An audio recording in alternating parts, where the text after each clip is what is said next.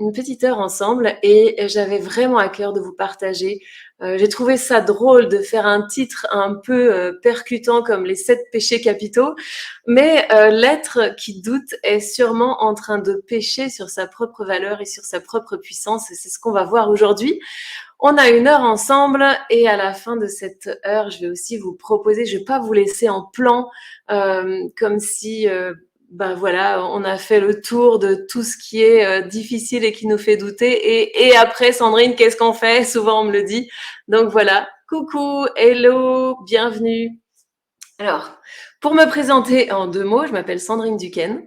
Je suis coach de vie. J'ai été astrothérapeute pendant maintenant bientôt 11 ans à la fin de l'année là.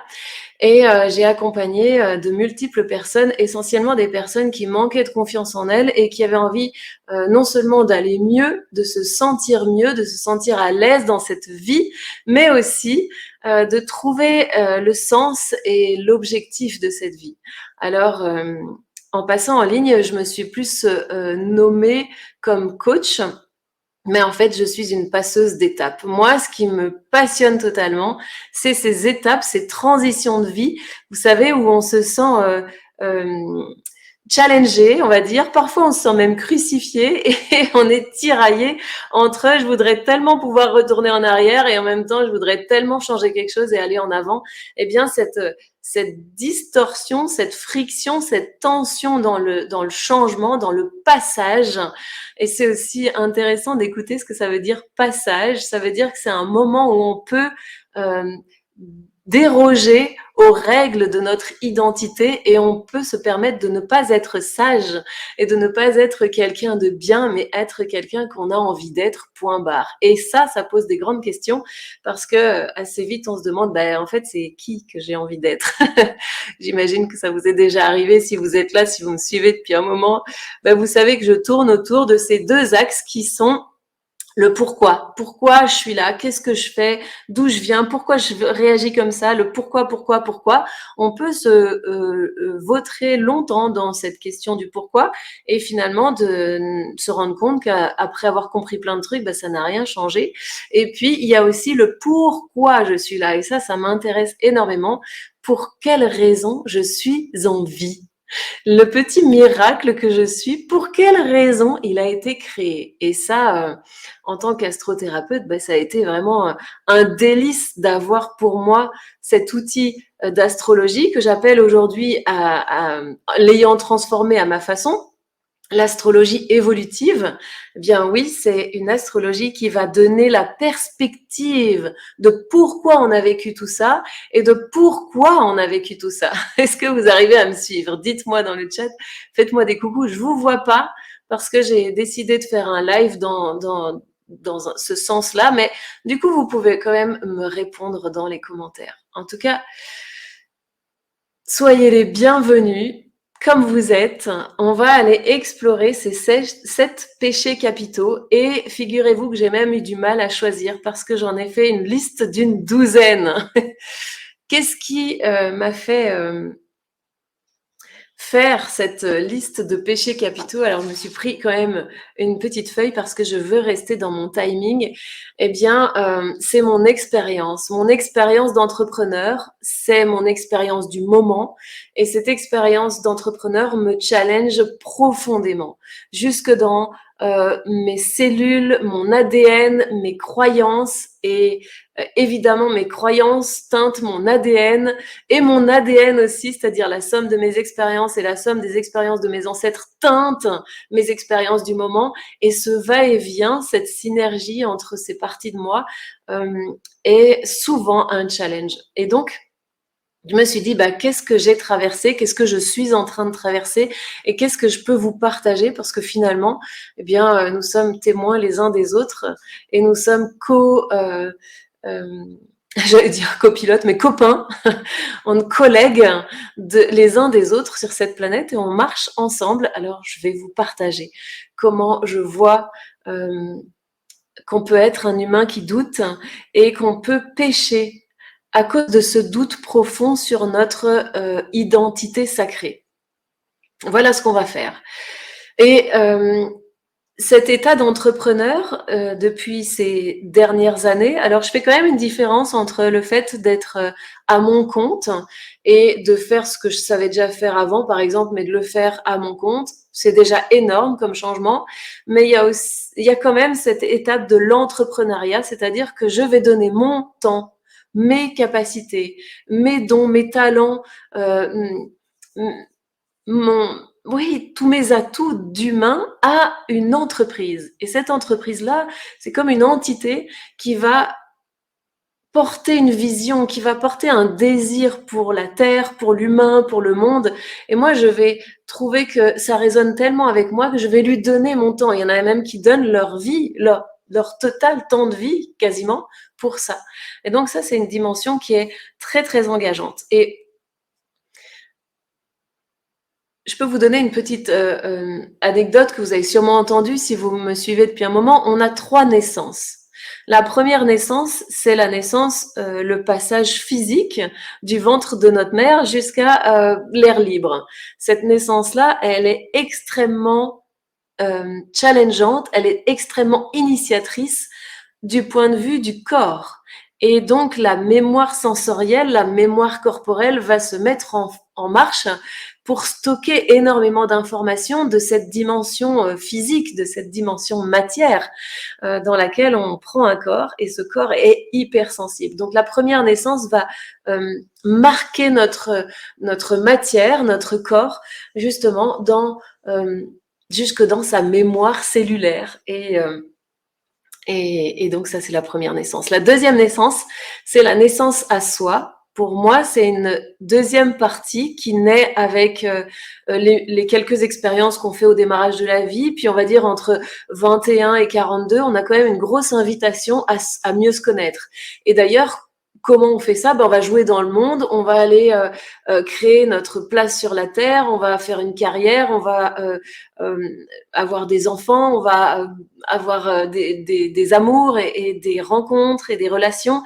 Et dans ces expériences-là, en fait, on va continuellement s'expérimenter soi. Et s'expérimenter soi, eh bien, ça, c'est un peu comme si on passait à une autre étape. Ok, j'ai senti ce que ça fait de naître avec mon corps sur la terre. Et là, je vais me poser la question mais en fait, je suis qui? Je suis quoi? Je fonctionne comment? Et c'est le mode d'emploi de notre véhicule qu'on va chercher là. Le véhicule, c'est le corps, mais le mode d'emploi, le corps comprend la psyché, comprend le cœur, comprend l'énergie, comprend même la spiritualité, c'est-à-dire la conscience.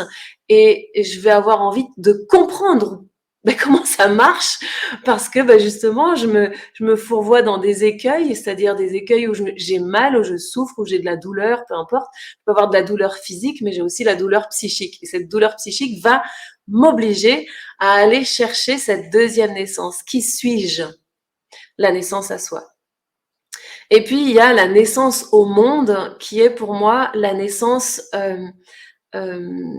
du sens de pour quelle raison je suis venue ici. Et l'entrepreneuriat est un magnifique terrain de jeu pour ça. Parce que il va me poser des questions tellement, tellement crues sur qu'est-ce que je veux faire, qu'est-ce que je désire, qu'est-ce que je porte dans mes tripes, qu'est-ce que je veux faire de mon temps de vie, comment je vais déployer, est-ce que j'ai des dons, comment je vais les déployer, est-ce que j'ai du potentiel, est-ce que je crois en moi suffisamment pour fabriquer une entité qui s'appelle une entreprise et lui donner suffisamment d'énergie pour qu'elle vive au monde. Et donc une entreprise, logiquement, c'est visible au monde. Donc je vais prendre ma place dans le monde en suivant cette entreprise qui m'invite à servir une grande vision. Et bien sûr, quand je vais faire ça, je vais être obligée de faire un check-up total de qui je suis. Bon, ça, c'était la période, la deuxième naissance, la période d'avant, mais ça va bien quand même continuer dans cette troisième période. Et surtout, qu'est-ce que je vaux? Quelle est la foi que j'ai en moi-même? Et parce que je peux pas servir une grande vision si j'ai l'impression que je vaux rien. Je pense que vous allez être d'accord là-dessus. Donc, je vais aller profondément chercher mon désir de vivre, mon audace de prendre ma place dans le monde et la valeur de moi-même que je vais devoir euh, faire grandir continuellement pour pouvoir servir toujours plus ce que mon entreprise désire qui créer dans le monde. Voilà.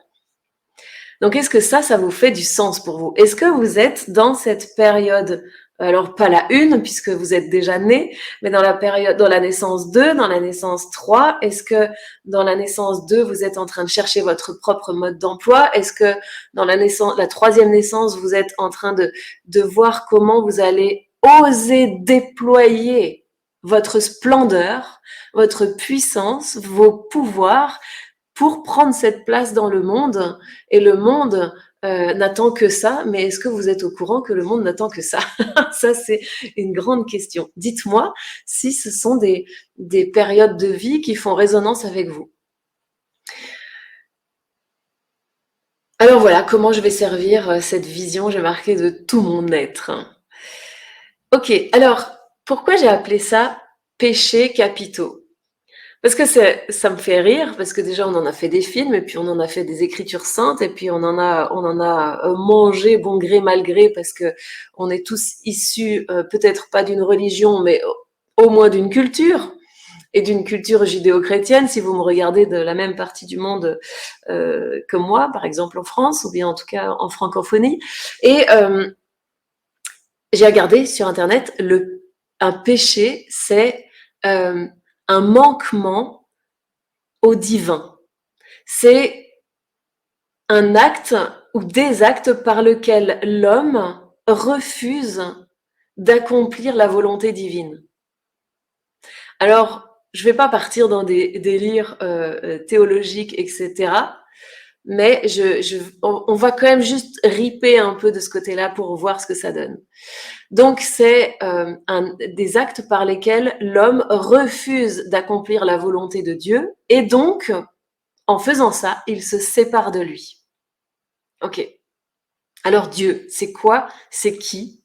On va pas non plus élucider cette question ce soir, mais on va dire quand même que Dieu, c'est le créateur. Souvent, on entend Dieu, c'est le créateur. Ok. Imaginons que Dieu, c'est le créateur. Et sur cette dimension terre, vous avez dû entendre parler de ça, puis peut-être que vous l'avez même expérimenté, tout est énergie. Et donc, les atomes existent, mais ils ne se rassemblent les uns avec les autres uniquement s'il y a de l'énergie qui va générer ce rassemblement. Mon corps est fait d'atomes, le vôtre aussi. Les objets par lesquels traverse tout ce qu'on se dit là, mon ordinateur, etc. Tout ça, c'est fait d'atomes rassemblés en matière grâce à de l'énergie. Et d'ailleurs, c'est pas parce que ça se voit pas que ça n'existe pas, parce que sinon les ondes par lesquelles le fait que mon ordinateur n'est pas branché et qui marche quand même, les ondes Wi-Fi, etc. Bah alors dans ce cas-là, ça n'existe pas non plus.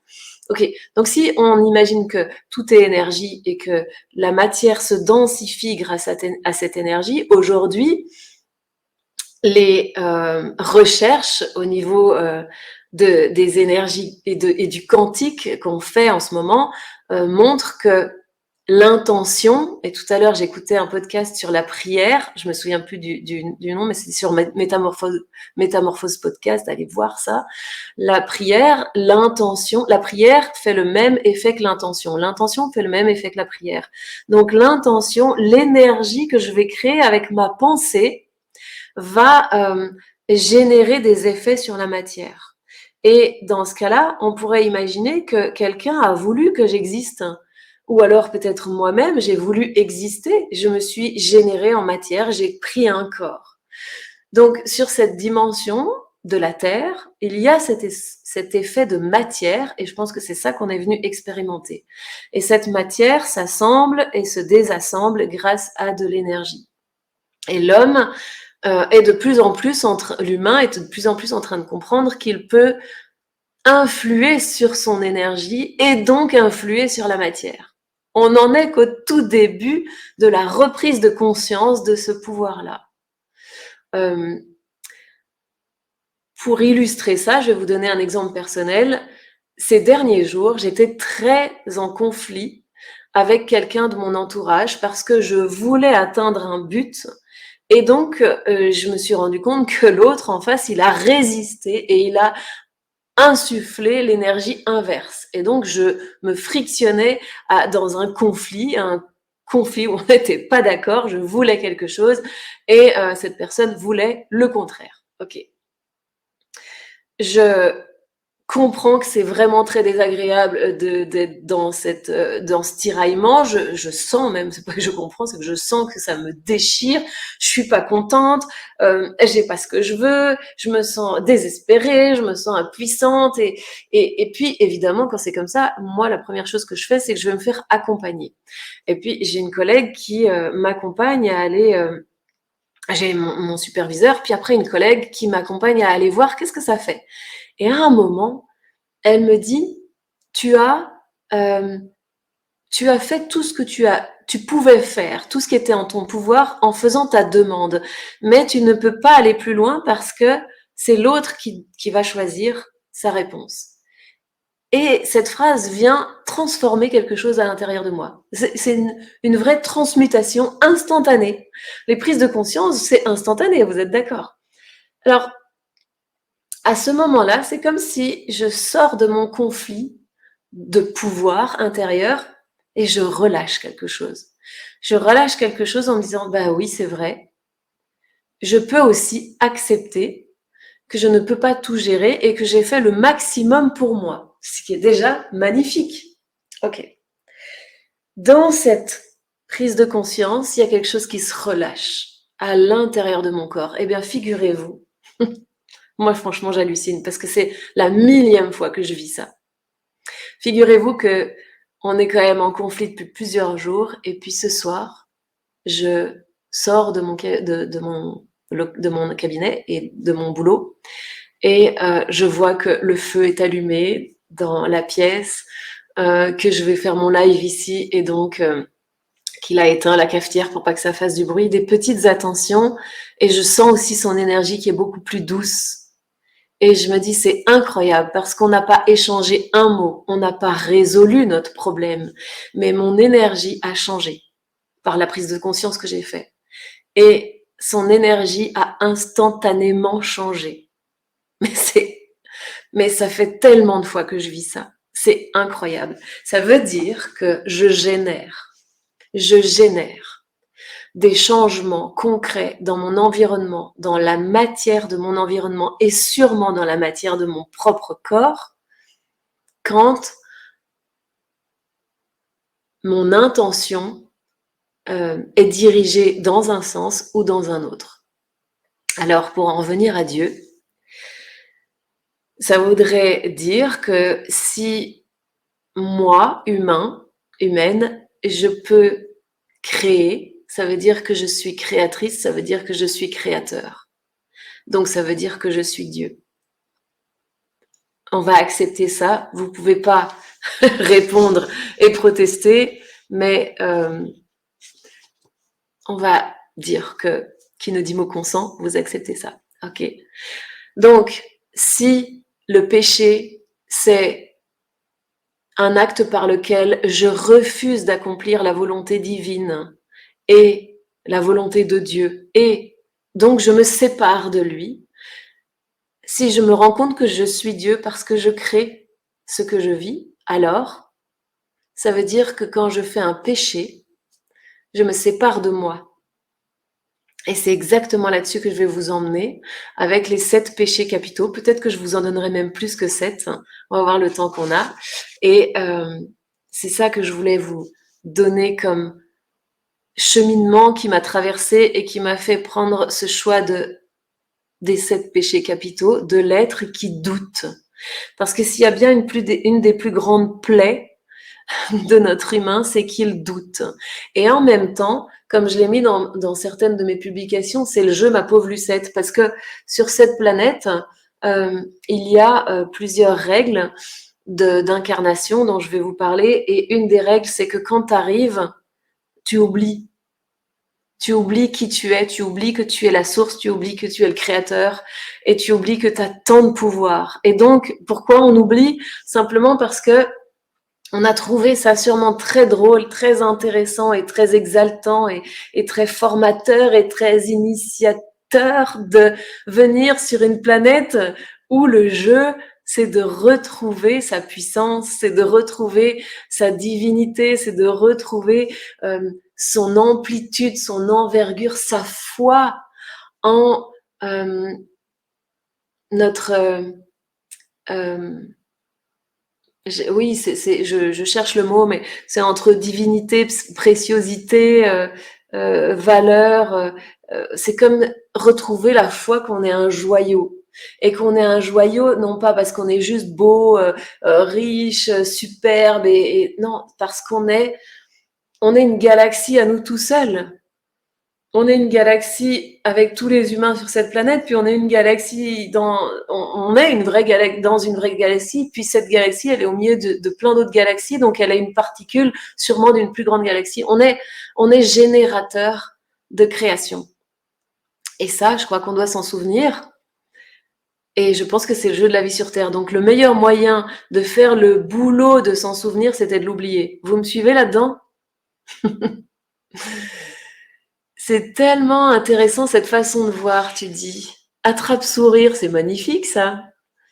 Et il y a quelqu'un qui m'a répondu juste avant, j'ai la naissance 2 et 3 en même temps. C'est possible? Bien sûr que c'est possible. Bon, la première, c'est fait, hein, parce qu'il faut qu'on prenne un corps. Mais oui, oui, on a la naissance 2 et 3 en même temps, parce que j'en parlais avec une amie il y a quelques jours, je disais le développement personnel là, qui est tellement beau, c'est la naissance 2, puis quand tu arrives dans la naissance 3, tu te dis ouais, le développement personnel, c'est dépassé, gna gna gna, puis on se prend la tête avec ça. Bah oui et non, c'est-à-dire qu'à un moment, le développement personnel touche le développement spirituel et ils s'entrelacent avec joie, ces deux-là, et on peut pas cracher dans la soupe en disant bah non, le développement personnel, parce que le développement personnel, c'est chercher le mode d'emploi de notre être. Ben si tu fais ça, pas ça, ben je vois pas comment tu fais, parce que tu as tes émotions qui t'embarquent dans un coin, ton besoin de sécurité qui t'embarque dans un autre, ton désir de vivre qui t'embarque encore ailleurs, puis tout cela il se dispute, puis tu deviens fou. C'est normal qu'on ait besoin d'aller chercher qu'est-ce qui se passe, comment ça marche, voilà. Moi, j'aime beaucoup l'histoire du véhicule. Quand tu viens sur Terre, tu prends un véhicule, ça s'appelle un corps. Bah, ton véhicule, il est full option et tu ne le sais pas. Et donc, tu découvres, il y a pas longtemps, il y a 2 ans, j'ai acheté une voiture. C'est pareil, elle a, c'est une voiture en seconde main et du coup, j'ai pas choisi les options, elles étaient là. Mais je découvre des options. Ah bah tiens, il y a le massage dans le siège. Ah bah tiens, il y a un truc diffuseur de parfum. Ah bah tiens, quand j'ouvre la porte, ça éclaire. Enfin, des trucs que j'avais jamais vus. Ah bah tiens, on peut allonger les pieds, ça se relève. Là, c'est un peu ça, hein, notre être. On doit chercher ce mode d'emploi. Puis c'est ça qui est drôle, c'est de se rendre compte que, mais en fait, ça s'arrête jamais. C'est un peu comme tu as un enfant, si vous avez eu des enfants, et si vous êtes maman, parce que moi, je sais pas si les papas vivent ça, mais en tout cas, en tant que maman, je l'ai vécu. T'as l'impression que ça s'arrête jamais, l'amour qui grandit pour ton enfant, c'est oh là là, mais oh là là, mais oh, puis t'as le cœur qui va éclater et qui va éclater. Puis à chaque fois, tu dis que t'es au max de ton amour pour cet enfant, pour cet être, et puis ben non, t'es pas au max parce qu'en fait, chaque jour qui va passer, ça va grandir. Et ben c'est la même chose dans cette deuxième naissance à soi, puis cette troisième naissance au monde, ça amplifie encore. C'est le chemin d'amour vers soi. Voilà. Bon, on passe au attrape-sourire, c'est Céline. Ah, c'est Céline. Céline Sourire. Salut Céline. Ok, donc là, le péché, ce serait donc de se séparer de soi, de se méconnaître au niveau du mode d'emploi. Moi, je pense que ça, c'est un large péché. Et de se diminuer. De se diminuer. Et on ne fait que ça. Et on se le transfert de génération en génération pour sauvegarder la survie. Pour la survie. on se transmet de génération en génération des horreurs comme « pour vivre heureux, vivons cachés ». Si tu veux pas avoir le mauvais œil, il vaut mieux pas montrer ton bonheur, toutes ces choses-là. Si tu commences à prendre trop de place, on va t'enfermer. Hein, parfois, c'est même pas conscient, mais on porte ça. Et quand on porte ça, qu'est-ce qu'on fait? L'instinct l'emporte, l'instinct de préservation, et on se retient, on se diminue. On a même mis des valeurs là-dessus, je vais vous en parler. La puissance créatrice se diminue, ça c'est un péché. Alors allons-y. Par quoi je commence? Ok, on va partir du principe. Non, je vais commencer quand même par le plus grand péché. Par le plus grand péché, c'est celui qui vient juste après ce que je viens de dire. Le péché d'orgueil. C'est moche l'orgueil, hein. Franchement, ça fait vraiment partie des 7 péchés capitaux d'ailleurs. L'orgueil, c'est le fait de se croire tellement grand. C'est comme ça qu'on le dit, l'orgueil. Mais là, je vais vous le présenter autrement. Je vais vous présenter l'orgueil, le péché d'orgueil, comme de se croire pas assez. Pourquoi se croire pas assez, ce serait un péché d'orgueil? Parce que c'est comme oublier d'où on vient et comment on a été fabriqué. Imagine qu'il y a une danse entre une ovule et un spermatozoïde, et que cette danse-là, et que on ne sait même pas encore, mais vous vous rendez compte avec toute la technique, la physique, la chimie, la science, tout ce qu'on sait, on ne comprend même pas encore exactement comment ça fonctionne. Est-ce que c'est l'ovule qui choisit? Est-ce que c'est le spermatozoïde qui se bat assez et c'est le plus fort qui gagne? C'est souvent ça qu'on a dit dans peut-être une société plus patriarcale, mais il y a une danse entre les deux pendant un certain laps de temps, et au milieu, au bout de cette danse, il y en a un, parfois deux, qui entre, qui est accueilli dans cet ovule, et la synergie de ces deux particules, de ces deux éléments vivants, va donner une cellule, puis 2, puis 4, puis 8. Et nous, on est issus de ce miracle incroyable.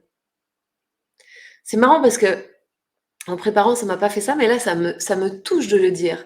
On est issus de ce miracle incroyable, et on est capable, 20 ans après, 30 ans après, mais même ça commence parfois tout petit, de se dire qu'on n'est pas assez. C'est un péché de séparation de soi, de séparation du miracle de la vie qu'on est. Donc c'est un péché d'orgueil que de croire que moi, dans tous mes réflexes archaïques de protection, je sais mieux que la vie ce que je vaux.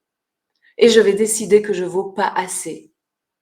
Alors que la vie, elle m'a fabriqué littéralement de la première cellule. Et elle m'a donné des codes intérieurs pour que mes cellules continuent à proliférer, à se déployer et à faire grandir mon corps autant que j'en ai besoin. Mon cerveau a grandi, mes organes ont grandi, mes capacités ont grandi, ma dextérité a grandi. Et moi Sandrine, Dieu sait que je me suis souvent sentie pas assez, et ça m'arrive encore. Moi, Sandrine, je vais décider que je ne suis pas assez et que je sais mieux que la vie ce que je vaux. Est-ce que vous sentez combien ça peut être un péché d'orgueil, ça? Dites-moi.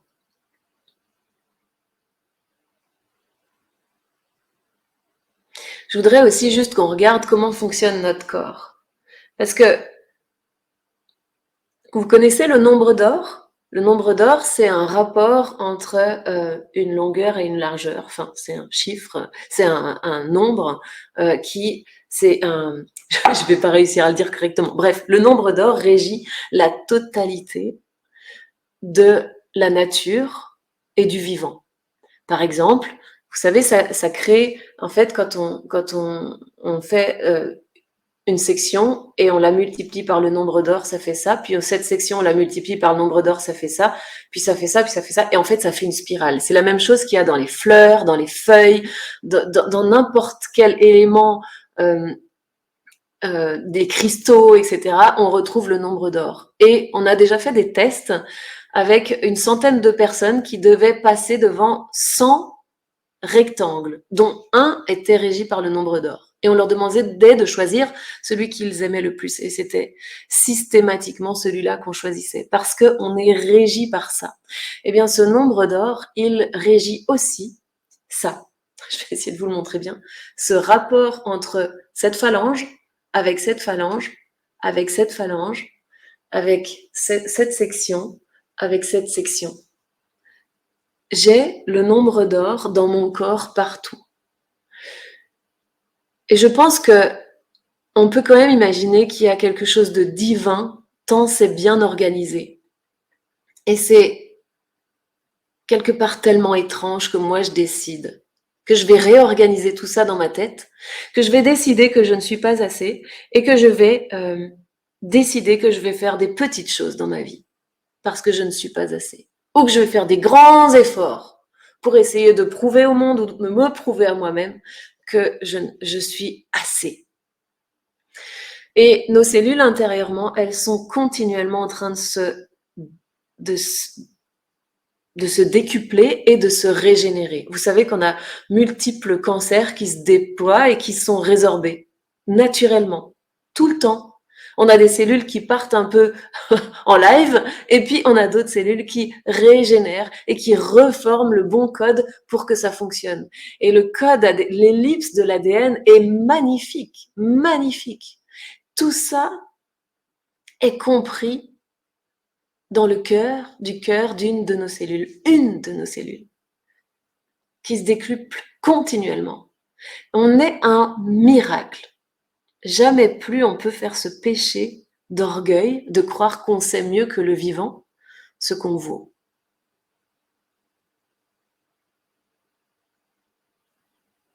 Alors je vous propose un mantra pour aller réorganiser tout ça. C'est simplement je m'aime et je m'accepte comme je suis.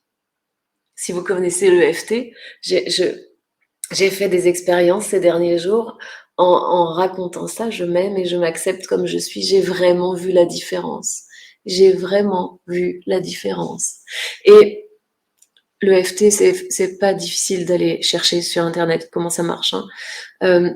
Pourquoi je dis je m'aime et je m'accepte comme je suis? Simplement parce que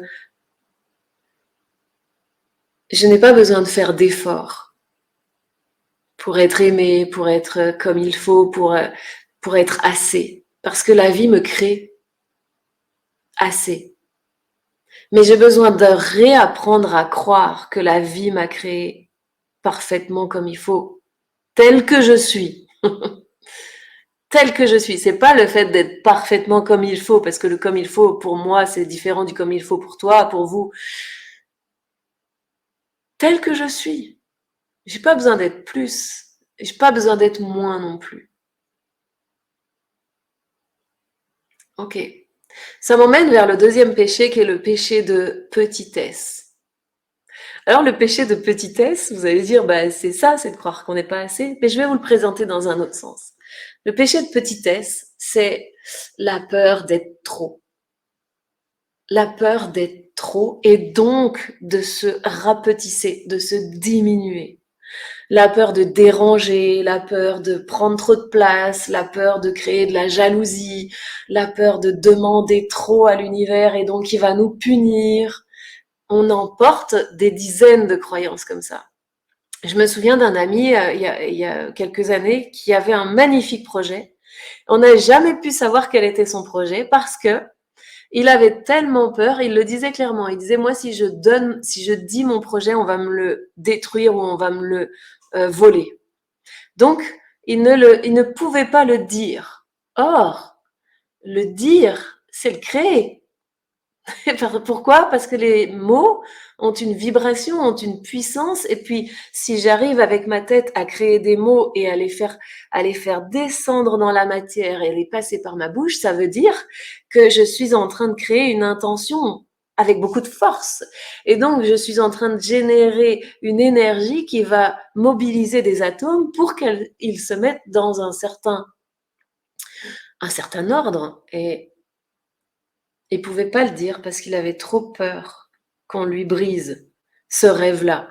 Et j'ai aussi une autre amie qui disait à chaque fois que je dis que ça va, c'est là où tout s'effondre.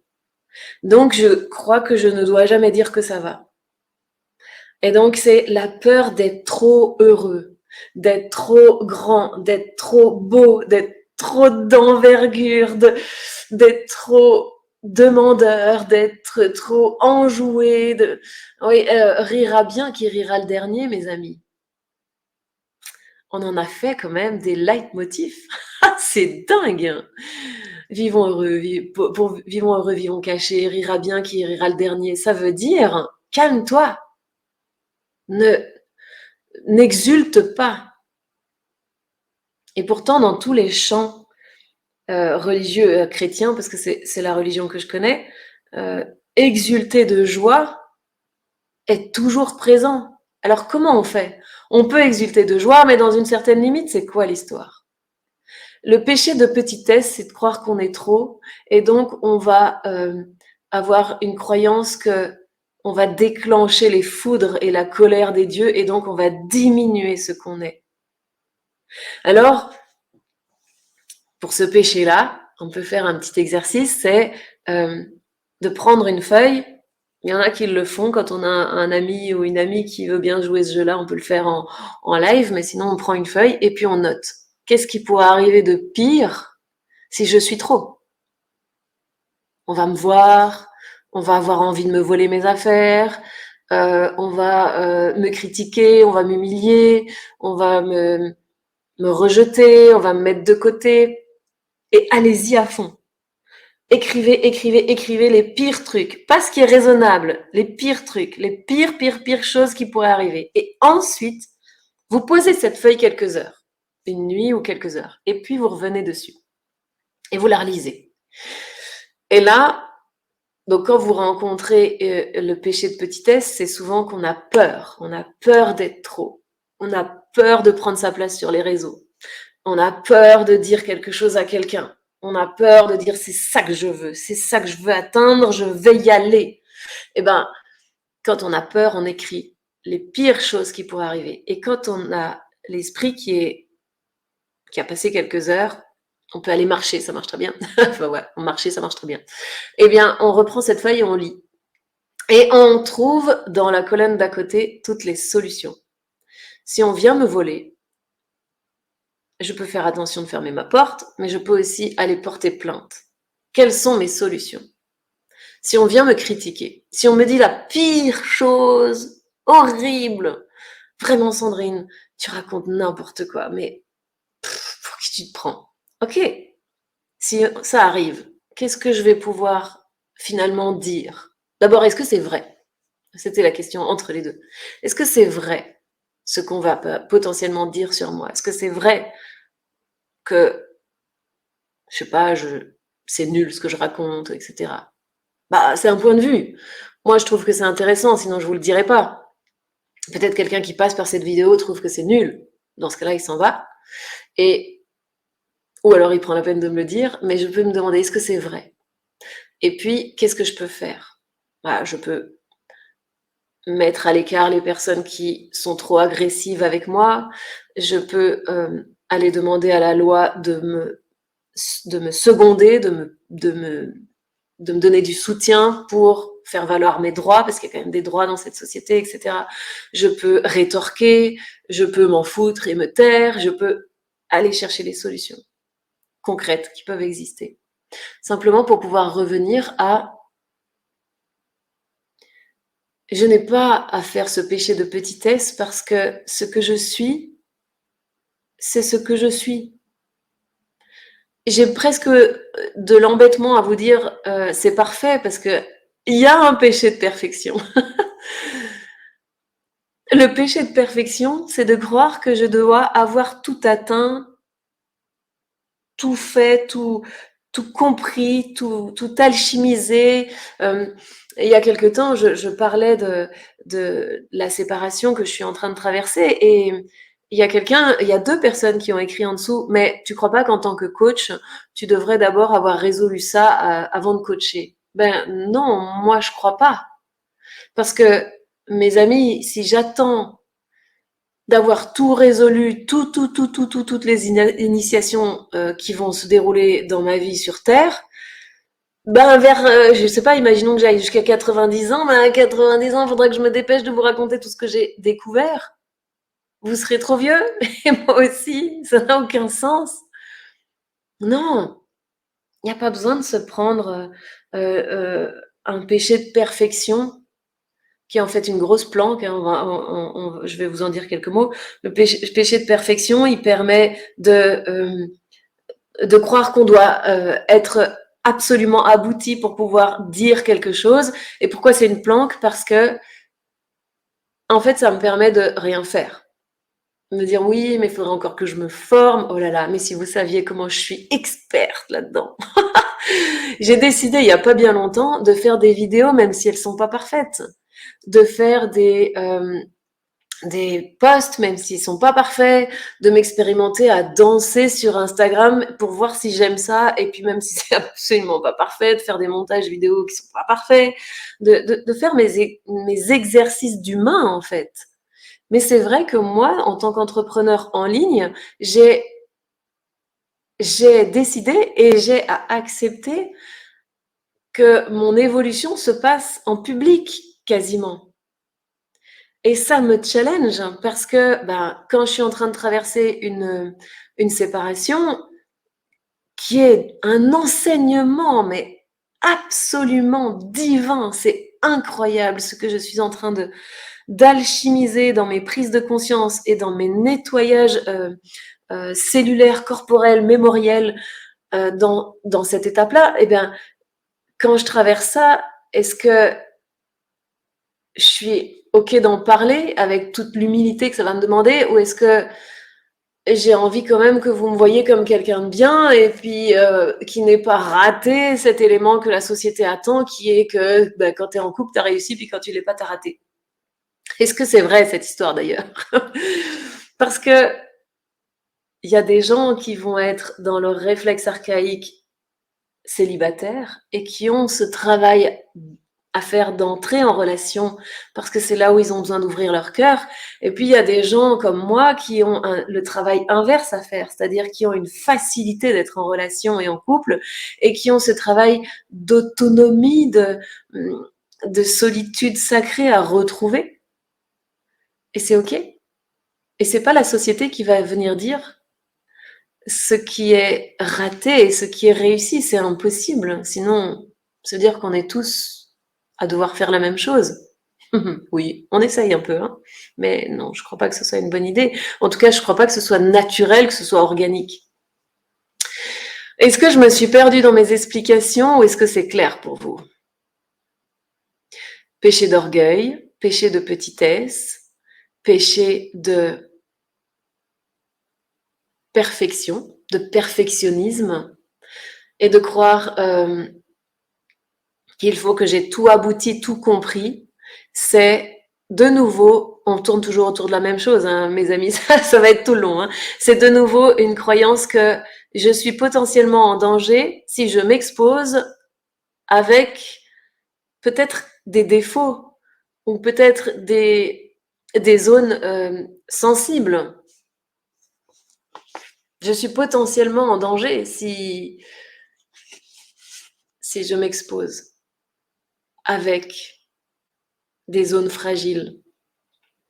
Donc, je décide très tôt, très tôt, hein, vous auriez vu ma fille, elle a 21 ans aujourd'hui, mais je crois qu'elle s'est pas mise à marcher tant qu'elle n'était pas sûre d'avoir tout bien compris.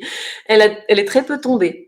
Elle a fait la même chose à l'école, tout ça. Raté est très douloureux et très humiliant très tôt pour l'enfant. Et donc, il peut décider très tôt de devenir parfait. irréprochable. C'est terrible d'être irréprochable parce que déjà, on se fait une vie de misère, on se fait la misère tout le temps.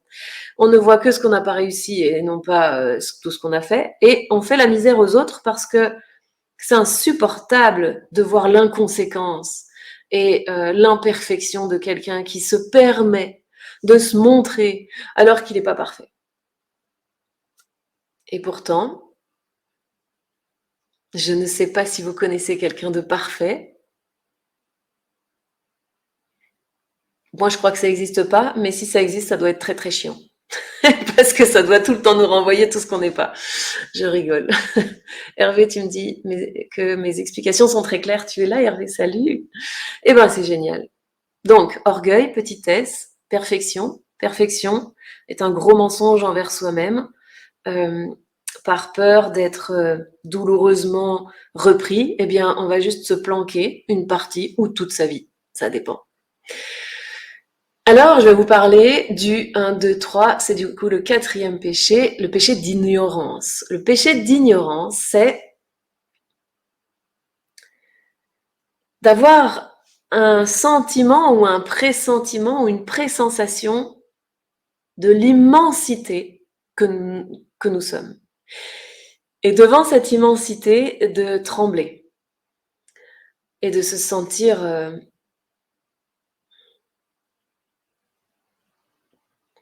avoir peur de pas avoir assez de force, par exemple, et donc de rester confortablement ignorant de mes potentiels, ignorant de ma puissance, de la puissance créatrice de mes mots, de la puissance créatrice de mes pensées, de la puissance créatrice de mes intentions.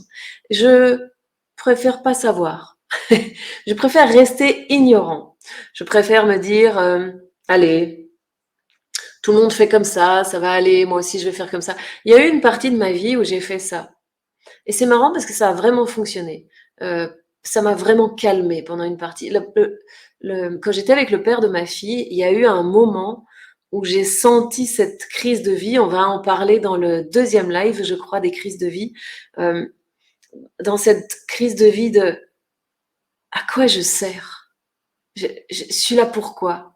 Et j'avais commencé à remplir la carte postale avec le mariage, l'amoureux, le mariage, l'enfant, la maison, la voiture, blablabla. Bla bla. Et j'ai commencé à sentir très très tôt. Hein. J'avais 26 ans. Ah là là, mais qu'est-ce que je fais là et ça me faisait un vide à l'intérieur.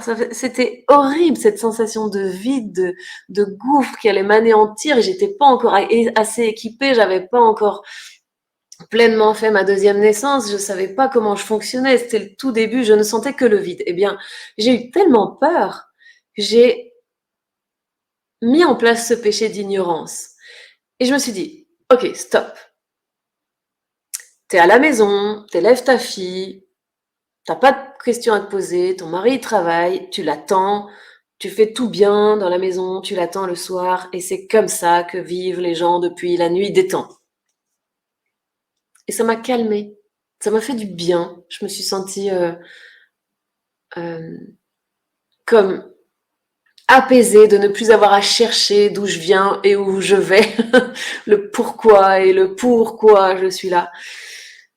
Et ça a duré un certain temps. C'est une forme de déni, en fait, qui est très reposant, mais très énergivore. Et plus le temps passe, et plus c'est énergivore. Parce qu'il faut de plus en plus se convaincre qu'on est juste là pour remplir la carte postale et consommer. Voilà. Parce que finalement, quand tu remplis la carte postale, assez vite, tu t'ennuies. Enfin, je me suis ennuyée. Et donc, qu'est-ce que je fais pour pas m'ennuyer? Ben, je consomme, j'ai des envies, j'ai envie d'un peu plus ci, un peu plus ça, et blablabla. Mais quand tu as tout consommé, tu vois, j'en arrive encore aujourd'hui. Est-ce que j'ai des envies de cadeaux de Noël? Ben non, parce que je me gâte tout le temps, dès que je peux. Donc, ben, quand tu as tout consommé, ben, ton vide, il se rouvre. Il est toujours là. On n'a pas résolu la question, la grande question. Alors, oh, bon, j'avance. Alors du coup, eh bien, j'ai vraiment pris conscience de le péché d'ignorance. Et c'est un vrai refus de se poser les questions fondamentales, parce que les questions fondamentales vont m'amener à me demander qu'est-ce que j'amène au monde? Quels sont mes dons? Qu'est-ce que je vaux? Qu'est-ce que je veux? Et ça c'est le début d'un gros travail qui est donc cette troisième naissance, et ça fait tellement peur que on se dit bla bla bla bla, je veux pas savoir. Et encore il y a 2 jours, il y a quelqu'un qui m'a dit ça, qui m'a dit mais franchement, quand tu traverses une initiation, c'est c'est comme passer dans une broyeuse, hein. Il faut muter, il faut muer avec physiquement, énergétiquement, psychiquement, spirituellement. Tu es obligé de passer dans cette machine qui t'emmène vers un autre niveau, vers un autre état. Et en plus, quand tu as commencé à ouvrir ta conscience, bah, tu es conscient que tu es là-dedans et que tu as beau avoir tous les outils et même être coach et accompagner des gens de manière magnifique, et ben, toi, tu dois aussi y passer en ayant le off à l'intérieur de la tête. T'as pas accès à tes outils. Tu es obligé de vivre l'initiation. Tu peux pas la régler, tu la vis. Il va falloir se tourner vers un autre humain pour demander de l'aide. Et elle me disait, ben, j'aimerais bien désavoir, ne pas savoir, ne pas déconscientiser. Ça, c'est pas possible.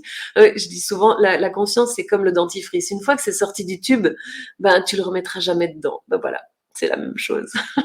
Et c'est comme un refus d'évoluer et de monter en puissance, de monter en pouvoir.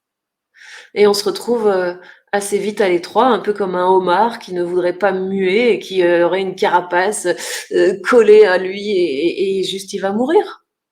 S'il ne mue pas, il meurt. Il va trouver un petit coin pour se planquer, parce que le moment où il va muer, il va sortir de sa carapace. Et quand il va sortir de sa carapace, il va être absolument vulnérable. Il ne sait plus qui il a rien pour le protéger, il était trop grand pour l'ancienne carapace, mais maintenant il est tout nu. Et c'est exactement ce qui nous arrive à chaque passage de vie. C'est là où il faut aller chercher l'aide d'un autre humain, d'un coach par exemple. Et ça, c'est une capacité de se diriger, de rester le maître de soi et de dire j'accepte de traverser ça, et si j'ai besoin d'aide pour traverser ça et pas pour soulager et annuler ça, d'aide pour traverser ça, je peux parler à un autre humain qui sait ce que j'ai traversé. Et ma collègue là, hier ou avant-hier, ben, je sentais bien qu'elle comprenait ce que je traversais. Elle l'a traversé. Et c'est tellement précieux. Ok, allez, un autre péché de paresse. Alors le péché de paresse, c'est un petit peu pareil, mais quand même, c'est de croire qu'on a le temps. Alors, il y a 3 grandes règles, 3 grandes lois dans la vie. On va dire 4 grandes lois. La première, c'est que quand on arrive, on doit prendre un corps.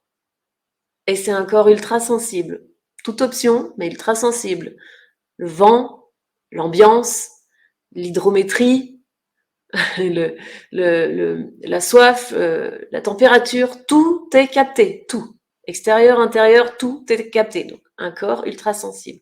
On est obligé de le prendre, on ne peut pas arriver sur Terre sans ça. Ensuite, la deuxième règle, c'est qu'on on est marqué du sceau de l'oubli. On ne sait plus pourquoi on est venu, parce que le but du jeu, c'est sûrement de rechercher pourquoi on est venu.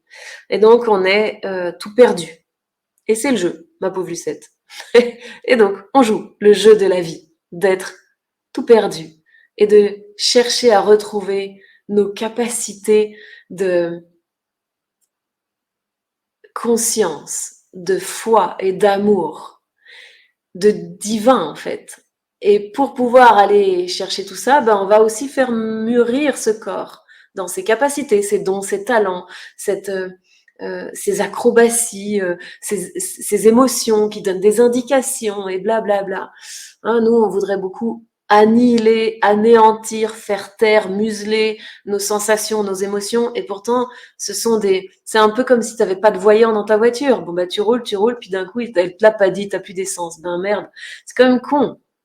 Les émotions, c'est ça. C'est dire, hé, réglage. Là, c'est trop. On prend trop sur nous ou on s'ennuie trop. Il faut faire plus. Donc, le péché de paresse, c'est... Ah oui, les 4, je finis. Donc, on prend un corps, on oublie. Ensuite, on ne sait pas le temps qui nous est imparti. Et ça, c'est pour mettre du peps, c'est pour mettre de l'intensité. Peut-être que dans 3 secondes, je suis plus avec vous. Et le péché de paresse, c'est d'oublier qu'on n'a pas de notion du temps qu'on a. Et donc, on se dit, moi, j'adore procrastiner. Oh, demain. D'ailleurs, vous avez su quand qu'il y avait cette masterclass? Quelques heures avant. Parce que, voilà, bon, je ferai tout à l'heure. Il y a sûrement plein de trucs chouettes à regarder sur Instagram. Le péché de paresse vient nous faire croire qu'on a tout le temps devant nous et qu'on n'est pas obligé de se prendre en main tout de suite. La 4e loi, pour celles qui suivent ou celles et ceux qui suivent et qui veulent la 4e, donc le corps, l'oubli, le temps limité, et que tout est mouvement et que tout va changer et que ça sert à rien d'essayer de serrer les fesses, de tout sécuriser, de tout verrouiller, de tout tenir, de tout maîtriser, de tout contrôler. Ça ne marchera pas. Le mouvement est toujours plus fort que la rigidité. Le roseau est plus fort que le chêne parce que le roseau ne casse pas, il plie. Voilà, la nature nous donne toujours la réponse. Donc, je vais manquer d'engagement dans ma vie, je vais manquer de discipline, je vais manquer de rassembler mes forces, de prendre, d'accepter l'initiation, d'accepter le jeu de la vie sur Terre. C'est comme si tu arrivais sur le jeu de loi, puis tu disais, bah non, je lance pas les dés. Oh non, non, bon non, je vais rester sur la case départ. Ça me va, moi. Bah, les autres, ils finissent le jeu. Puis du coup, ton temps de jeu, bah, il est fini. Mais t'as pas lancé les dés. Parce que il y a ce péché de paresse qui te dit, bah, je le ferai plus tard. Voilà. Dites-moi si ça vous parle.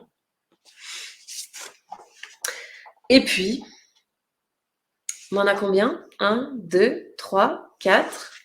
Donc, je répète, orgueil, petitesse, perfectionnisme, ignorance, paresse. 1, 2, 3, 4, 5, 6, 7. Il y en a plus que 7, c'est terrible. Le péché de fragilité. Le péché de fragilité, c'est de croire qu'on est trop faible, qu'on n'a pas la force nécessaire pour endurer, pour traverser, pour assumer les conséquences de notre pleine puissance. C'est comme si on restait dans l'état d'enfant. L'enfant, c'est vrai, il est vulnérable à souhait quand il arrive. Et là, les chevaux, quand ils naissent, ils se lèvent et ils se mettent à courir. Nous, on se met pas à courir, hein, on porte même pas notre tête. Donc, c'est pas nous qui allons aller chercher à manger, tout ça, chasser le mammouth pour avoir de la viande. Non, on est vulnérable. Donc, on est dépendant du bon vouloir de l'autre, de nous nourrir, de nous soigner, de nous choyer, de nous protéger, tout ça. Et après, eh bien, ça nous rend dépendants de cet adulte, et, en tout cas des grands et des puissants, et ils ont donc puissance sur nous, ils ont autorité sur nous. Donc, on est impuissant. Et cet état, vulnérabilité, dépendance, impuissance, c'est ce qu'on a détesté vivre, mais c'est comme si on n'arrivait pas à sortir de ça. Reste coincé, comme s'il n'y avait pas de mise à jour dans cet ordinateur là-haut, là. Puis on croit que on va pas réussir à porter, à supporter, à traverser, à assumer nos choix et les conséquences qui vont avec. Donc souvent, on a des envies, on veut déménager, et on veut changer de pays, par exemple, mais on ne veut pas quitter notre maison. En fait, ça va pas marcher. On veut déménager consciemment, mais inconsciemment, on ne veut pas quitter notre maison. Et l'inconscient, c'est 95% de la décision, c'est 95% de la psyché. Donc en fait, on se met dans des paradigmes qui peuvent plus avancer. Et ce péché de fragilité, c'est de penser de croire, que on va pas pouvoir être présent à soi et à toutes ses capacités, à toutes ses ressources dans n'importe quelle situation, qu'on soit ici ou à l'autre bout du monde. Et donc, on a une partie de nous qui nous tire vers notre sécurité. La sécurité, c'est le connu. Hein. C'est pas le fait d'être au chaud dans sa maison, c'est de connaître ce qui va nous arriver. Même si c'est de la merde qui va nous arriver, de la douleur, de la manipulation, de la férocité, peu importe, si je sais ce qui va m'arriver, je suis en sécurité. Conscientisez bien ça. Parce que c'est ce qui fait que, par exemple, on peut rester dans une relation qui ne nous nourrit pas ou qui même nous abîme. Et c'est pas l'autre qui nous abîme, c'est nous qui nous abîmons. On tombe dans nos abîmes. Parce que on préfère connaître ce qui va nous arriver. Même si c'est qu'on nous tape dessus. Même si c'est que on n'a pas d'argent. Que d'aller vers l'inconnu et de se rendre visible, ou changer de pays, ou changer de maison, changer la situation qui nous convient pas.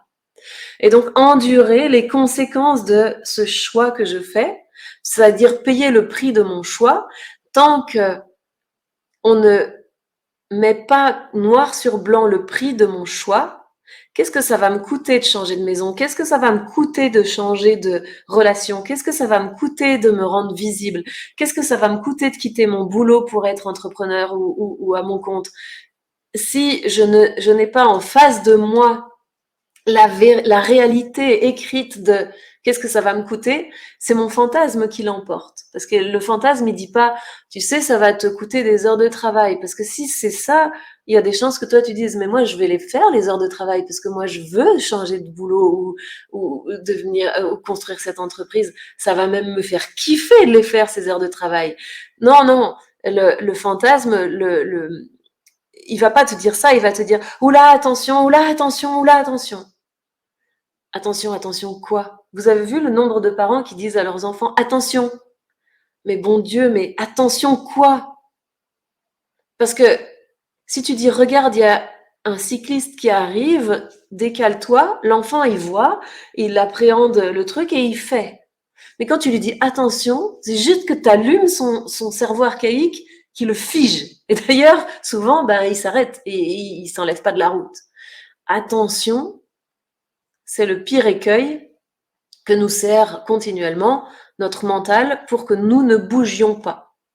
Et donc, le péché de fragilité, c'est de croire que je dois me figer parce que quelque chose pourrait me tomber sur le coin du nez ou je ne vais pas pouvoir supporter les conséquences. Et là, je vous parle de puissance, de déploiement de l'être, de vouloir une vie géniale, d'avoir une relation géniale, d'avoir un compte en banque génial. Pourquoi? Parce qu'avec ça, je vais faire des choses géniales, parce que je vais créer du beau dans le monde, je vais accompagner encore plus de personnes, et peu importe ce qu'on va faire avec notre argent, mais ce n'est que du papier qu'on a créé pour pouvoir échanger des choses. Et la réussite, la visibilité, le fait d'être connu, bien tout ça, on va pas pouvoir se l'autoriser parce qu'on a un péché de fragilité. On croit que si jamais on le fait, eh bien, de nouveau, on est en danger.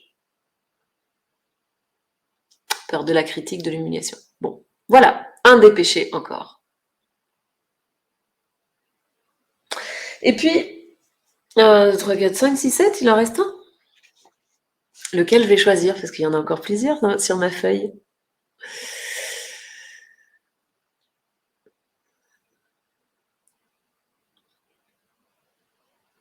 Je vais vous les dire les uns après les autres. Le péché de toute puissance. Le péché de toute puissance, c'est ce que je canalise, mes idées, ce que je crée, ce que je fais est à moi. Je garde tout pour moi. Je signe mes trucs. Mais oui, oui, c'est vrai, hein, parce que c'est aussi un exercice de devenir soi. Mais puisque j'ai peur qu'on me les prenne et puis que je pense que ce sont mes idées. Est-ce que vous avez déjà remarqué que la même idée arrive à plusieurs endroits dans le monde ou chez plusieurs personnes, mais avec une précision de dingue?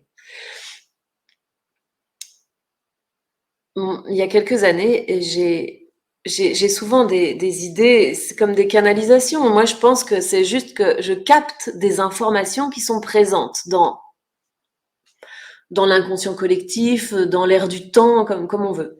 Et je m'étais dit, il faut qu'on change notre façon de faire nos cimetières.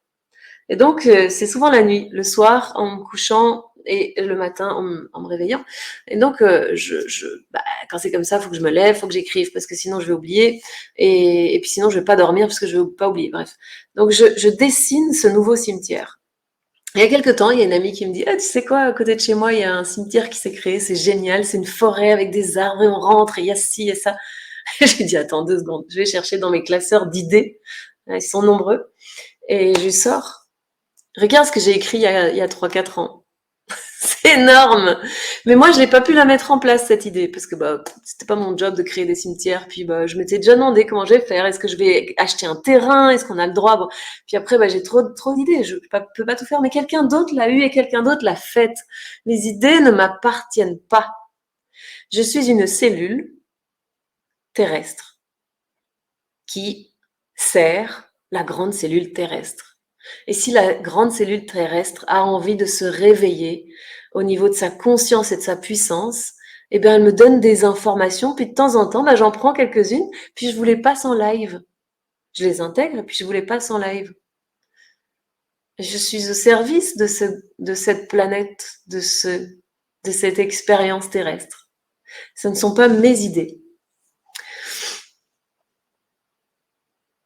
Le péché de toute puissance, c'est ça, c'est de croire que je possède et je peux garder quelque chose et qu'il n'y a que moi qui compte. Et moi, je crois pas.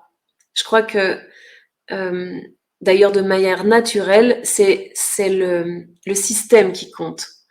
Et alors on va dire, bah alors ça sert à quoi de se bonifier ou de grandir et tout ça? Bah, simplement parce que si une de mes cellules dans mon corps dit, tu sais quoi, moi je suis qu'une cellule, je me mets au chômage, mais ça va pas me plaire, hein. Si c'est une cellule de mon cerveau ou de mon foie ou tout ça ou de ma peau et qu'elle se met en off, bah c'est pas cool. Donc chaque cellule doit faire remplir sa pleine fonction, mais plein pot. Et c'est ça qui fait que le tout fonctionne magnifiquement bien. J'avais une idée, elle est partie. Alors, est-ce que je suis à la hauteur pour porter mon message, pour réussir à faire descendre les informations à travers moi? Ça, c'est mon job. Mais savoir si ces informations m'appartiennent et que je peux mettre estampillé et déposer un brevet là-dessus, ben, moi, je crois pas que ça m'appartienne. Bien sûr que ça va me vexer si quelqu'un dit exactement la même chose que moi, mais en même temps, ce sera pas moi, donc c'est pareil. C'est comme les tableaux que je peins, bah, si quelqu'un le refait, bah, ce sera pas le même tableau. Je veux dire, les copies et les Van Gogh, c'est pas la même chose d'ailleurs, ça n'a pas le même prix. Et donc, bah, parfois, je peux lâcher prise sur ma toute-puissance et me dire, bah, moi, là, ça ne m'appartient pas. Puis d'ailleurs, il y a des choses que je ne mène pas à bout, mais quelqu'un d'autre va le faire. Et vous savez que c'est très cohérent parce que, ah oui, c'était par rapport au système, je vais revenir dessus. Il paraît que les singes euh, trouvent une nouvelle façon d'ouvrir les noix, par exemple, qui n'existait pas avant, et ils la trouvent dans le monde entier, dans les eaux du monde entier, à peu près au même moment, en l'espace de 15 jours. Sauf qu'ils n'ont pas le téléphone, on est d'accord. Ils n'ont pas la télé pour dire, hey, tu sais quoi, mec, maintenant c'est comme ça qu'il faut les ouvrir, ça va vachement mieux. Ça veut dire que l'air du temps est prêt pour faire cette prise de conscience. Et donc, tous les singes en même temps trouvent cette nouveauté. Et moi, je suis persuadée que si on a 70 ans, si on a 30 ans ou si on a 2 ans aujourd'hui, on est en train de faire les mêmes prises de conscience. C'est pour ça que ma fille sait exactement la même chose que moi, à une vitesse folle, j'ai l'impression, parce qu'elle fait pas tout le parcours que je fais, mais n'empêche que c'est parce elle est dans le même espace-temps que moi. Donc elle capte les mêmes choses que moi. Les idées ont leur propre vie, tu dis Céline, et choisissent leur faiseur. J'aime bien. Oui, oui, oui, c'est vrai. Et elles en choisissent plusieurs parce qu'elles veulent vraiment naître. Et ça m'est arrivé plusieurs fois, allez, au moins 5 fois, de, d'avoir des coachs sortir des programmes avec le même nom. Le même nom. Franchement, ils seraient venus lire dans mes classeurs que j'aurais dit, ah ben voilà, c'était mon idée. Le même nom et le même objectif et que moi j'ai pas soit pu, soit eu le temps de faire, soit osé faire, ils le font. Et là, je lâche l'affaire. Je sais que le monde a besoin de ça et que moi j'étais pas prête et j'avais pas assez travaillé ma puissance pour pouvoir le faire. Et heureusement que quelqu'un d'autre l'a fait. Je vais le présenter comme ça.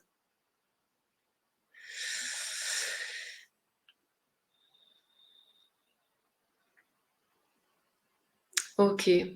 Allez, on finit par le péché de contradiction.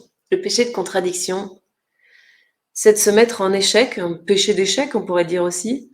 Alors, on va dire le péché d'échec, c'est de se mettre, de créer des contradictions à l'intérieur de nous. C'est-à-dire appeler un changement, l'aide de l'univers, euh, notre âme, la vie, Dieu, faire des demandes à l'univers, on va le dire comme ça, mais ne pas suivre les opportunités, ne pas suivre les signes, ne pas suivre les appels, ne pas suivre les intuitions, ne pas suivre les canalisations, ne pas suivre les envies. Donc on appelle un changement et on appelle une mutation, une transmutation et ça n'arrive pas. Et je vais vous donner un exemple personnel de quelque chose que j'ai vécu. Eh bien, à un moment, j'avais entendu quelqu'un qui disait, bah, tu peux dire à l'univers, je suis prête pour la prochaine étape. Alors moi, je trouve ça super fun. Je me dis, ah, ah, allez, cher univers, chère vie, chère âme, cher moi-même, cher être sage qui vit à l'intérieur de moi, je suis prête pour la prochaine étape. Aïe, aïe, aïe. Il faut pas dire ça à la légère. D'ailleurs, il y a pas longtemps, j'ai voulu le refaire, puis j'ai fait, bon, on va attendre un peu. Euh, La prochaine étape, c'est le prochain déblocage. Donc, ça veut dire que je vais me coltiner mon blocage. Mon blocage, c'est un truc que j'ai crispé parce que j'ai eu mal. Et donc, je me retrouve à... j'avais une assistante à l'époque et puis je- ça va pas, ça avance pas comme je veux, ça colle pas, on n'est pas dans les mêmes énergies, je sens que je dois changer.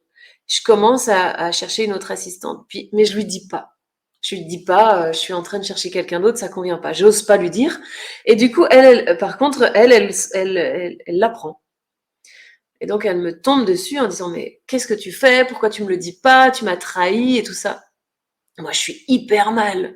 Je suis hyper mal parce que j'ai pas envie. C'est pas ce que je voulais, même si c'est ce que j'ai fait. Je veux pas faire de mal parce que je me sens tellement coupable et puis je déteste me sentir coupable et je sens. Alors, ça arrive par elle et puis il y a deux autres personnes qui me font le même coup. Si je me souviens plus ce qu'il y avait, c'était il y a déjà quelques années. Et il y a deux autres personnes qui viennent me dire, tu m'as trahi. Et je sens combien ça me met dans un état de oh là là, je suis tellement mal, je suis tellement malheureuse et je voudrais et je me sens tellement insécurisée, je voudrais tellement que tout le monde m'aime bien, puis plaire et tout ça. Et là, c'est là que la vie c'est là que la vie m'attendait. Elle me dit, hey Sandrine, tu sais où tu pourrais aller si tu n'avais plus le besoin de plaire, si tu n'avais plus peur de déplaire. Parce que si tu veux faire une magnifique entreprise, si tu veux inspirer, si tu veux impacter grand, si tu veux avoir les revenus qui vont avec pour inspirer et impacter encore plus grand, il faut que tu puisses tenir cette cadence. Et tu peux pas et plaire à tout le monde et être visible et dire ton message. Ça colle pas. Donc tu es en train de nous mettre dans un paradigme de contradiction. Donc la vie me dit, débloque ce truc, Sandrine. Et comment elle fait? Paf, elle me le met devant le nez. 3 fois. Mais en l'espace de 24 heures, parce que j'avais demandé une accélération, en l'espace de 24 heures, j'ai 3 personnes qui me tombent dessus. Et là, je fais, mais c'était tellement fort, vraiment, je me souviens, j'étais assise à la table, puis je me faisais, waouh, mais qu'est-ce qui se passe? Qu'est-ce que j'ai fait? Les moules, c'est quoi l'histoire? Et il faut comme soit que je parle à quelqu'un qui est à l'extérieur de mon système, puis qui m'aide à me recaler. Mais là, je l'ai assez vite compris quand même toute seule. Je me suis dit, qu'est-ce que j'ai à apprendre? Qu'est-ce que ces événements me demandent d'apprendre? Et ce qu'ils me demandaient d'apprendre, c'est de travailler avec mon système nerveux pour pouvoir être confortable dans le fait de déplaire. Ça m'a beaucoup fait travailler. Et de revenir à moi-même, parce que j'essayais d'être complètement dans l'autre pour que il m'aime bien, puis qui me laisse pas tomber ou qui me déteste pas. Et j'ai presque plus de batterie, c'est bien, on doit finir. Alors, et donc je devais revenir à moi et revenir dans mon autorité. Et donc j'ai pu simplement reprendre les choses et dire voilà, mon objectif c'était effectivement de changer d'assistante. C'est absolument compréhensible que ça te touche parce que je te l'ai pas dit tout de suite. Je le regrette. Je te présente mes excuses. Est-ce que tu veux bien les accepter? Et mon objectif n'était pas de te blesser, mais de faire quelque chose qui est plus cohérent avec ce que j'ai besoin. Et puis ça s'est résolu comme ça, plus ou moins. Peut-être il restait des incompréhensions de sa part, mais ou d'être touchée, je comprends. Mais j'ai pu revenir dans mon axe et juste dire voilà ce qui était là pour moi, voilà ce qui est juste et ce qui est vrai pour moi. Je te le dis, je te le donne, et après tu peux le croire ou pas le croire. Et après ça c'est chez toi, c'est plus chez moi. C'était très intéressant.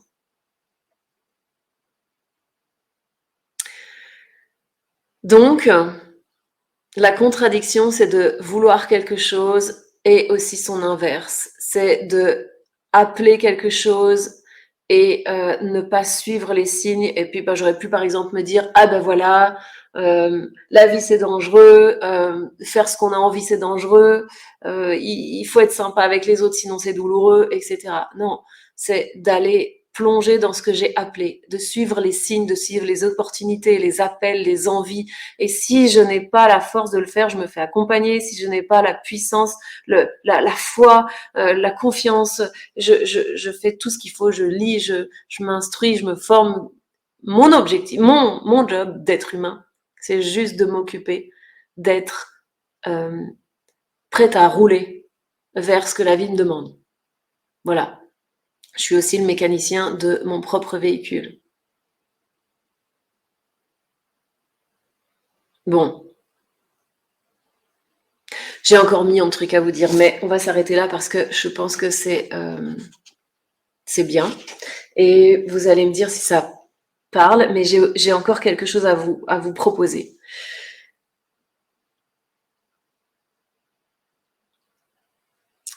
Quand on regarde tous les péchés, toutes les croyances qu'on est en train de suivre, quand on suit une de nos croyances qui était là pour nous protéger à l'époque, quand on suit une de nos croyances, on fait un péché envers notre puissance. Et pourquoi on fait ce péché-là? Parce que ce qui nous meut le plus profondément dans nos tripes, c'est notre sécurité. Et ce qui nous fait terriblement peur, c'est notre insécurité intérieure. Et cette insécurité, pour moi, dans toutes mes recherches, ça a été là-dessus que je suis arrivée in fine. C'est la base de la base qui nous empêche d'aller vers notre puissance. Ça fait peur d'être puissant. Puissant, ça veut dire c'est moi mon propre chef, c'est moi mon propre maître, c'est moi qui vais décider pour moi ce qui est juste et ce qui est bon. Et Jésus le disait tout le temps, ceci est juste et bon. C'est très théologique aujourd'hui, mais il était un grand coach. Ceci est juste pour moi, donc je le fais. Ceci est bon pour moi, je le fais. Ceci est juste pour moi, donc je l'assume.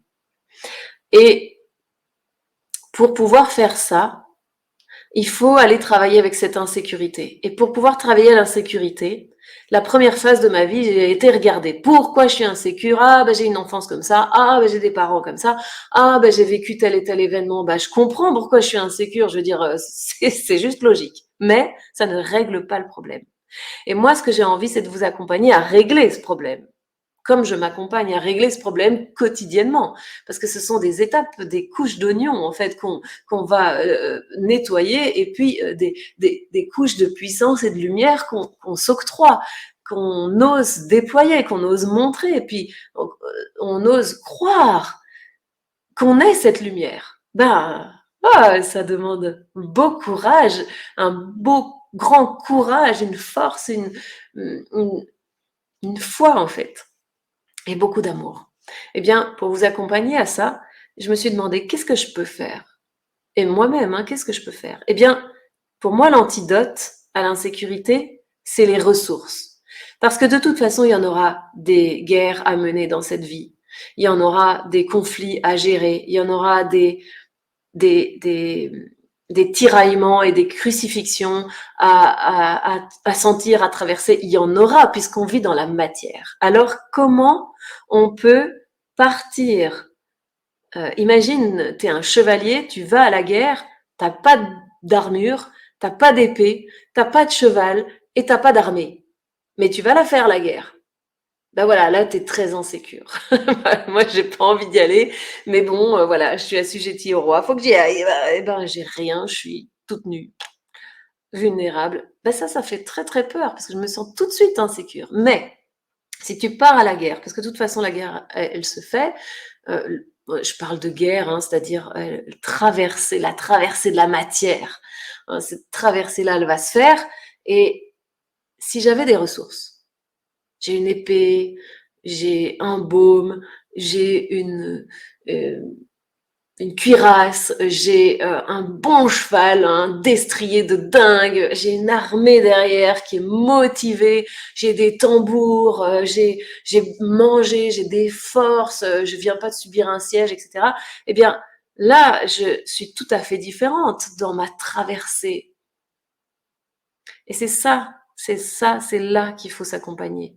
Faites-le, quelle que soit la possibilité.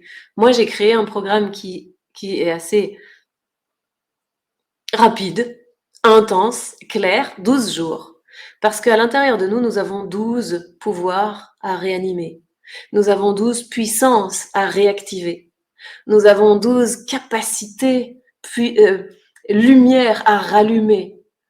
Et activer ça, ces ressources-là, c'est s'octroyer de la force, de la présence, de l'endurance, de la sensibilité, de la foi, toutes ces ressources-là, eh ben, c'est se donner la chance de traverser la vie, mais avec des ressources. Et c'est aussi, ça c'est mon petit bonus, mon but spirituel, c'est aussi rallumer la lumière à tous les étages.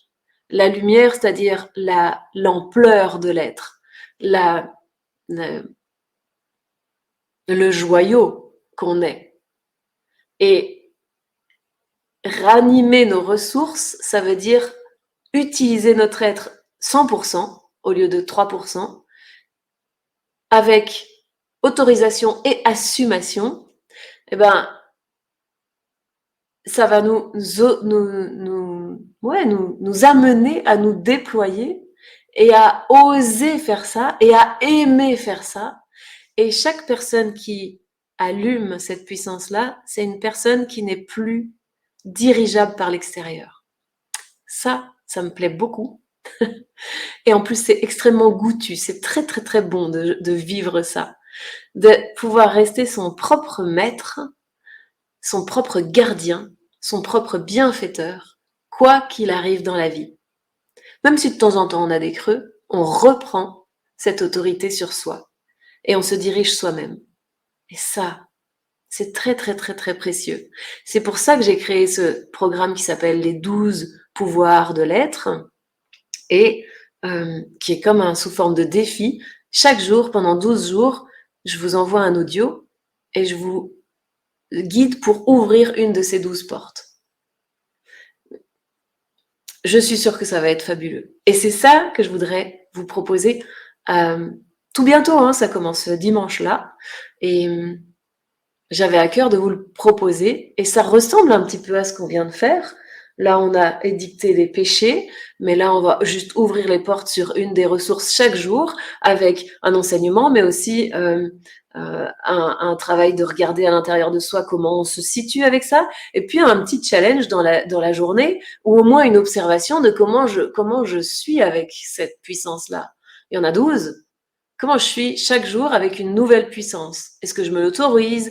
Est-ce que non? Est-ce que je peux faire un petit pas pour? Est-ce que déjà, ne serait-ce qu'avoir conscience de ce qui se déroule à l'intérieur de moi, c'est le jour et la nuit. Si j'ai pas conscience, bah je suis comme un petit bouchon dans l'eau. Tout, je suis ce qui arrive. Et je me dis, oh, c'est quand même pas de bol, ça recommence. Oui, mais la vie a envie de te dire, attends que tu prennes ta responsabilité, ça veut pas dire que tu es coupable, ça veut dire que tu te choisis de te choisir toi, quoi qu'il en coûte, quelles que soient les idées des autres, de te choisir toi, de ne pas te lâcher, de prendre soin de toi, de suivre tes besoins. C'est tellement puissant pour un adulte par rapport à un enfant de suivre ses besoins. Il peut, l'enfant il peut pas, il est assujetti à l'autre. L'adulte il peut, il doit migrer vers cette mise à jour de je suis mon propre bienfaiteur. Et c'est avec ça que je veux vous accompagner sur les 12 pouvoirs de l'être. Alors, je peux mettre dans le chat, mais je ne sais pas exactement où est-ce que ça va arriver et chez qui, mais je vais quand même le mettre, le lien pour me rejoindre.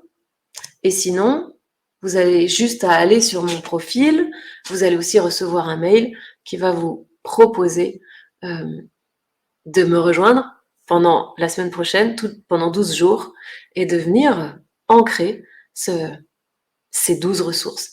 Et vous avez de la chance parce que vous qui me regardez aujourd'hui, vous êtes les derniers à avoir quelques heures devant vous pour avoir les 50% avec le code PINK. Et c'était jusqu'à jeudi soir, et on est jeudi soir jusqu'à 23h55. Voilà. Alors, j'espère que ça vous... Hello Annabelle, j'espère que ça vous a plu. Dites-moi si c'est intéressant pour vous, pour votre vie. Et oui, Aileen sera là. Magnifique. Il y en a quelques-uns qui sont déjà embarqués et ça va être un moment vraiment très intense. C'est comme un calendrier de l'Avent, mais un peu plus court, bien que vous aurez à le travailler encore après, je pense, parce que c'est l'histoire d'une vie, hein, d'allumer ces 12 puissances à l'intérieur de nous. Mais vous pourrez le faire en conscience et accompagner un petit groupe. Ça va être vraiment un chouette moment. Le lien d'inscription, il est un peu partout. Vous pouvez le retrouver n'importe où. Le replay de ce qu'on vient de voir, il est disponible jusqu'à dimanche. Après, il sera sur mon site à l'achat. Donc là, vous l'avez gratuit jusqu'à dimanche. Et si vous avez besoin d'un accompagnement personnel, eh bien entendu, vous pouvez me sonner pour avoir ça. Et les 2 autres masterclass, il y en a une demain à 13h et une donc vendredi à 13h et samedi, je vous le dis tout de suite, je l'ai oublié. Non, c'est pas ça. C'est ça, non, c'est pas ça.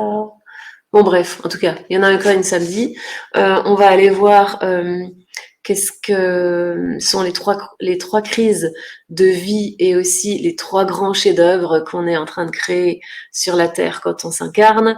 Et puis, le dernier jour, les croix d'incarnation. C'est magnifique, c'est les 3 croix d'incarnation. Quels sont les axes qu'on explore selon les âges et selon les stades de développement de conscience. Ça va être très intéressant.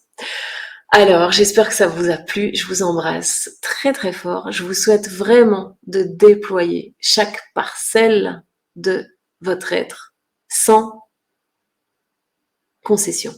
Sans concession. Et quoi qu'en pensent les autres, quoi qu'il en coûte, à notre ego qui veut nous garder bien enfermés quelque part, même si c'est très ennuyant, et même si ça gêne. Les gens qui sont gênés sont toujours juste invités à bouger. Parce que si ça gêne, c'est que c'est là, mais qu'on n'ose pas encore le faire.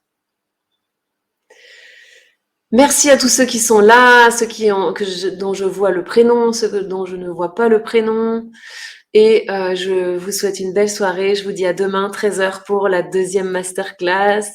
Bye bye et bienvenue sur le jeu de la vie sur Terre. Ciao, ciao.